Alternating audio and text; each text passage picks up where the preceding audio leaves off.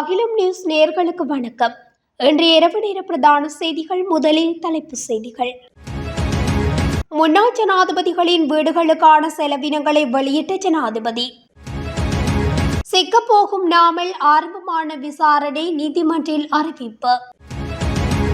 யாழில் இளைஞனை நிர்வாணப்படுத்தி சித்திரவதை செய்த கும்பல் வலை வீசும் காவல்துறை. 30 பிடியாணை பிறப்பிக்கப்பட்ட தம்பதியை சுற்றி வளைத்து பிடித்த போலீசார். புராதன சிலைகளை திருடிய ஸ்ரீலங்கா ராணுவ வீரர் கைது. போலீஸ் காவலில் இருந்த பெண் தற்கொலை. அவதானம், சாரதிகளுக்கு விடுக்கப்பட்டுள்ள எச்சரிக்கை. வெளிநாட்டில் இருந்து புதிய பேருந்துகள் இறக்குமதி. யாழில் போலீசாரால் 2 பெண்கள் கைது.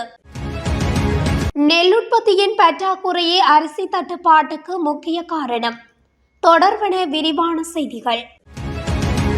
இலங்கையின் முன்னாள் ஜனாதிபதிகளுக்கு ஆடம்பரமான வீடுகளை வழங்குவதற்காக அரசு மேற்கொண்ட கணிசமான செலவினங்களை ஜனாதிபதி அனுரகுமார திசாநாயக்க வெளிப்படுத்தியுள்ளார். இது வரி செலுத்துவோர் மீது அதிக நிதி சுமையை ஏற்படுத்தியுள்ளதாகவும் அவர் குறிப்பிட்டுள்ளார். தொலைக்காட்சி நிகழ்ச்சி ஒன்றில் கருத்துக்களை பகிர்ந்து கொண்ட போது அவர் இவ்வாறு தெரிவித்துள்ளார். முன்னாள் ஜனாதிபதி சந்திரிகா பண்டாரநாயக்க குமாரதுங்க மாதத்திற்கு 2 மில்லியன் ரூபாய் மதிப்புள்ள அரசுக்கு சொந்தமான வீட்டில் வசிக்கிறார் என்பதை வெளிப்படுத்தினார். அதேபோல் முன்னாள் ஜனாதிபதி மைத்திரிபால சிறிசேன மாதத்திற்கு 9 மில்லியன் ரூபாய் மதிப்புள்ள வீட்டில் வசிக்கிறார். அதே நேரம் முன்னாள் ஜனாதிபதி மகிந்த ராஜபக்சவின் வீட்டுக்கு மாதாந்தம் 4.6 மில்லியன் ரூபாய் செலுத்தப்படுகிறது. அத்துடன் அந்த வீடு 1 ஏக்கருக்கும் அதிகமான பரப்பளவை கொண்டுள்ளது. இருப்பினும் அத்தகைய சலுகைகளை தவிர்ப்பதில் சில முன்னாள் ஜனாதிபதிகளின் செயற்பாடுகளை அவர் சுட்டிக்காட்டியுள்ளார். முன்னாள் ஜனாதிபதி ரணில் விக்ரமசிங்க அரச வீட்டை ஏற்காததற்காக ஜனாதிபதி திசாநாயக்க நன்றி தெரிவித்துள்ளார். அதே நேரத்தில் முன்னாள் ஜனாதிபதி கோட்டபாய ராஜபக்சவும் அண்மையில் தனது அரச இல்லத்தை ஒப்படைத்துள்ளதாக அனுரகுமார குறிப்பிட்டுள்ளார். முன்னாள் முதல் பெண்மணி கேமா பிரேமதாசவும் சிறிது காலத்திற்கு முன்னர் தனது அதிகாரப்பூர்வ இல்லத்தை திருப்பி தந்துள்ளதாக அவர் குறிப்பிட்டார். இதேவேளை முன்னாள் ஜனாதிபதிகளுக்கு அரசாங்கம் வழங்கிய வீடுகள் திரும்ப பெறப்படுமா என்பது குறித்த கேள்விகளுக்கு பதிலளித்த ஜனாதிபதி அரசியல் பிரமுகர்களுக்கான தேவையற்ற செலவினங்களை குறைப்பதற்கான தனது நிர்வாகத்தின் உறுதிப்பாட்டை மீண்டும் வலியுறுத்தியுள்ளார். தனக்கு கிடைத்த பொது ஆணை அத்தகைய சலுகைகளை மட்டுப்படுத்தி நாட்டின் வளர்ச்சிக்கு வளங்களை திருப்பிவிட வேண்டும் என்று அழைப்பு விடுப்பதாகவும் அனுரகுமார திசாநாயக்க தெரிவித்துள்ளார். நாமல் ராஜபக்சவுக்கு எதிராக லஞ்ச ஊழல் ஆணைக்குழுவில் விசாரணையொன்று ஆரம்பிக்கப்பட்டுள்ளதாக கோட்டை நீதவான் நீதிமன்றத்தில் அறிவிக்கப்பட்டுள்ளது.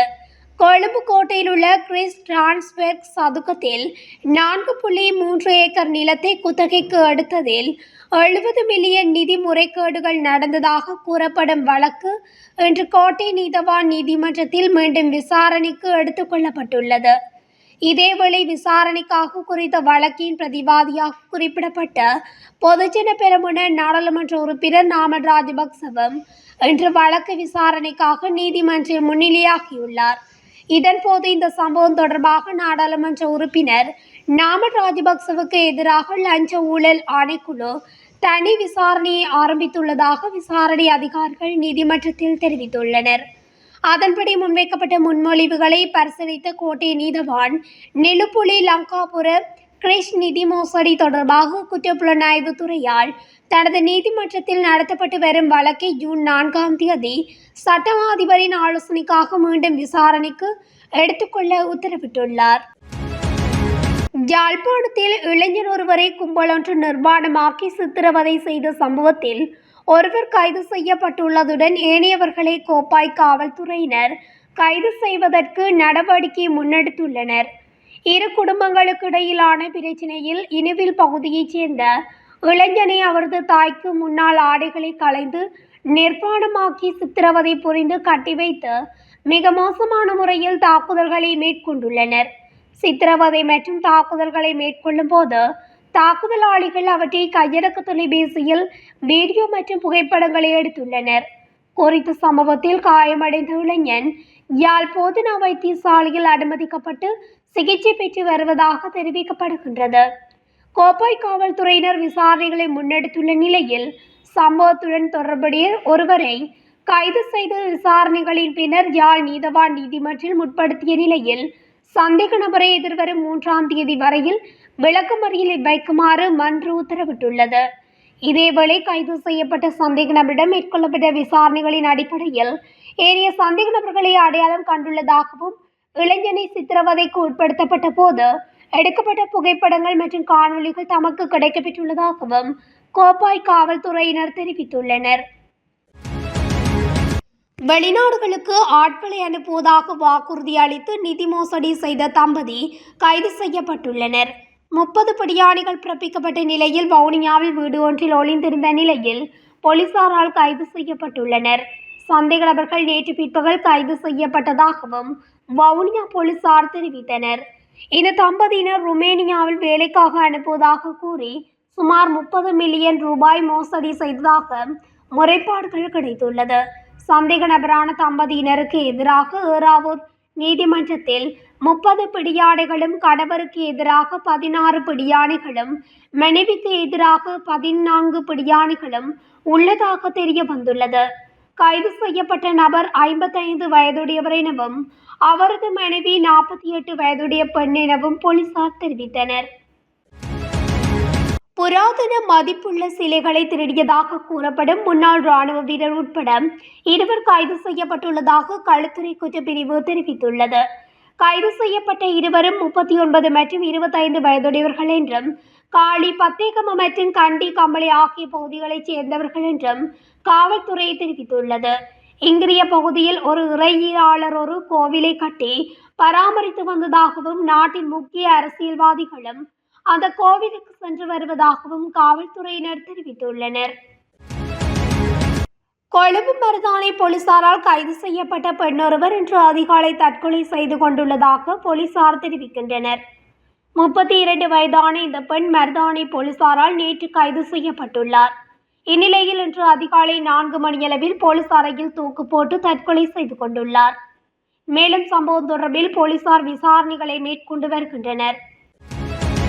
நாட்டில் நிலவும் சீரற்ற காலநிலையால் பனிமூட்டமான நிலை காணப்படுவதாகவும் சாரதிகள் எச்சரிக்கையாக செயல்படுமாறும் அறிவுறுத்தப்பட்டுள்ளது. அதேவேளை மத்திய மலைநாட்டின் கிழக்கு சரிவு பகுதிகளிலும் வடக்கு, வடமத்திய, கிழக்கு மற்றும் வடமேல் மாகாணங்களிலும் ஹம்பாந்தோட்டை மற்றும் மொனராகலை மாவட்டங்களிலும் அவ்வப்போது மணித்தியாலத்துக்கு 30 தொடக்கம் 40 கிலோமீட்டர் வரையான வேகத்தில் ஓரளவு பலத்த காற்று வீசக்கூடும். மேல் சப்ரகமுவ மற்றும் மத்திய மாகாணங்களிலும் காலி மற்றும் மாத்தறை மாவட்டங்களிலும் சில இடங்களில் காலை வேளைகளில் பனிமூட்டமான நிலை காணப்படும். எனவே குறித்த பிரதேசங்களுக்கு செல்லும் வாகன சாரதிகள் அவதானத்துடன் வாகனங்களை செலுத்துமாறு கேட்டுக்கொள்ளப்படுகின்றனர். இடியுடன் கூடிய மழை பெய்யும் வேளைகளில் அந்த பிரதேசங்களில் தற்காலிகமாக பலத்த காற்று வீசக்கூடும். மின்னல் தாக்கங்களினால் ஏற்படக்கூடிய பாதிப்புகளை குறைத்துக் கொள்ள தேவையான முன்னெச்சரிக்கை நடவடிக்கைகளை எடுத்துக்கொள்ளுமாறும் பொதுமக்களுக்கு அறிவுறுத்தப்பட்டுள்ளது. பயணிகள் போக்குவரத்திற்கு பாதுகாப்பான மற்றும் உயர்தர பஸ்களை பயன்படுத்துவதில் அரசாங்கம் கவனம் செலுத்த தொடங்கியுள்ளது. அதன்படி நாட்டில் பயணிகள் போக்குவரத்துக்காக புதிய பஸ்களை பெறுவது தொடர்பாக போக்குவரத்து அமைச்சகம் பல நாடுகளுடன் கலந்துரையாடல்களை நடத்தியுள்ளதாக அமைச்சரவை பேச்சாளர் அமைச்சர் நலிந்த ஜேதிச தெரிவித்தார். பஸ்களில் பொருத்தப்பட்டுள்ள சட்டவிரோத உபகரணங்களை அகற்றும் திட்டம் குறித்து அமைச்சர் நலிந்த ஜேதிசவும் தனது கருத்துக்களை தெரிவித்தார். அத்தோடு வாகன இறக்குமதி குறித்தும் அரசாங்கம் உன்னிப்பாக கண்காணித்து வருவதாக அமைச்சர் நலிந்த ஜேதிச தெரிவித்துள்ளார்.